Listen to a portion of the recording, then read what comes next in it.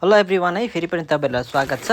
र आज चाहिँ म चाहिँ अब ड्युटी जानु आँटेको है। अनि बिहान चाहिँ टक्कै बाइकबाट प्लास्टिक सास्टिक निकालेर अनि चाहिँ अब निस्किनु लागेँ होइन। अनि त्यो बाइक साइक स्टार्ट पनि गरेँ हो। अन्त एकैकमा ड्याक्कै बाइक पनि स्टार्ट भइहाल्यो। अनि त्यहाँबाट चाहिँ म घरबाट पनि निस्केँ हो।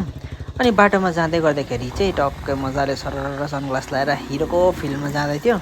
अनि टक्कै एकछिनमा चाहिँ माथि चन्द्रलोक पनि पुगिहाल्यो। चन्द्रलोक जस्तो पुगेको त्यहाँनिर मेरो ब्रदर रस्कोले पर्खिरहेको रहेछ होइन। त्यहाँदेखि फेरि यस्तो मजाले होइन पुच्छर देखाउँदै हल्लाउँदै होइन खुसी हुँदै हो केटा रस्कोले मलाई आइपुग्यो भन्दै जाँदैछ। जो घुम्नु जानुपर्छ ल भनेको त्यहाँदेखि रस्कोलाई सोधेको थियो, जाँदैन भाइ भनेको त कि रिसाउँदै रहेछ। त्यहाँदेखि चाहिँ हामी घरबाट पनि निस्क्यौँ। घरबाट निस्केर गएर चाहिँ साइडमा गयो होइन। साइडमा पुगेर चाहिँ एकछिन रसको चाहिँ गरम भयो भनेर चाहिँ टक्कै बलुवामा बस्यो होइन। त्यहाँदेखि चाहिँ हामी फेरि घरमा आएर चाहिँ हामी खाना खान थाल्यौँ। अनि खानासाना खाइसकेर चाहिँ अब त्यहाँबाट हामी फेरि निस्किनु आँटेको थियौँ। फेरि खानासाना हामीले मात्रै खाएर मात्रै भएन। अनि बाइकबाट रसको के गर्दैछ भनेर बाहिर हेर्नु गएको त भाइले पनि मजाले खाँदै रहेछ बाहिर हो।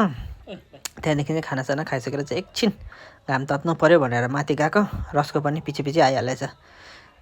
तिमी चाहिँ घाम ताप्दै गर हो, म चाहिँ एकछिन सुत्नु पऱ्यो भनेर सुतेको होइन। म बेडमा सुत्दिनँ, चिसो भुइँमा सुत्नु पऱ्यो, तातो गरम भयो भन्यो। अनि रसको सुतिरह्यो। त्यहाँदेखि चाहिँ हामी रसकोलाई छोडेर निस्क्यो।